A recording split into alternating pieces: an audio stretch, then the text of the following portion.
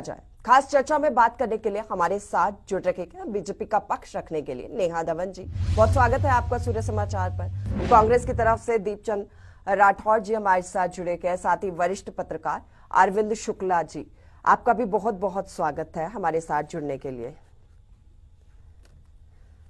दीपचंद्र जी, आप तक मेरी आवाज पहुंच पा रही है? तो आज मेरा पहला सवाल आपसे ही है, क्योंकि देखिए एक तरफ भारत की ओर से डेलीगेशन दुनिया भर में पहुंच रहा है और पाकिस्तान को बेनकाब करने की कोशिश की जा रही है। जो आतंकवाद को पनाह देता है पाकिस्तान, उसका क्या असली चेहरा है, क्या असलियत है, वो दुनिया में बता रखे हैं हम।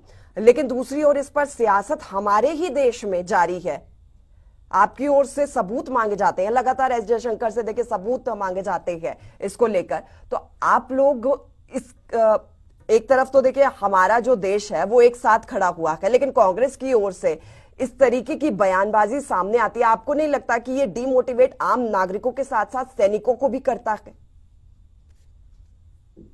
आदरणीय श्वेता जी, सबसे पहले तो आपको और आपके पैनलिस्ट को और सभी दर्शकों का नमस्कार।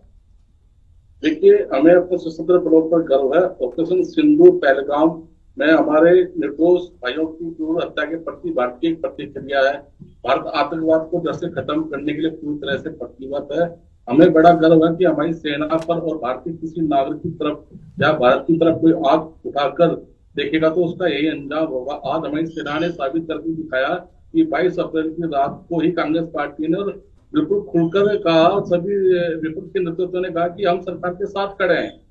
ठीक है, लेकिन श्वेता जी, कहीं ना कहीं आपको ये देखना होगा कि भारत की संप्रभुता पर कोई उंगली उठाए, ये हमें बर्दाश्त नहीं है। भारत का मतलब पहली बार भारत और पाकिस्तान में युद्ध होता है, सीज फायर की घोषणा करते हैं ट्रंप। तो ये बताइए कि सीज फायर होता कौन है हमारे देश के अंदर दखलंदाजी करने वाला? और सीज फायर के अलावा वो कभी हमें टैरिफ की धमकी देते हैं। और ठीक है, नेहा धवन जी से इस बात का जवाब ले लेते हैं। नेहा धवन जी, देखिए दीपचंद्र जी का कहना है कि आखिर अमेरिका कौन होता है या ट्रंप कौन होता है सीज फायर का ऐलान करने वाला? क्या ये भारत की ओर से ऐलान हुआ था?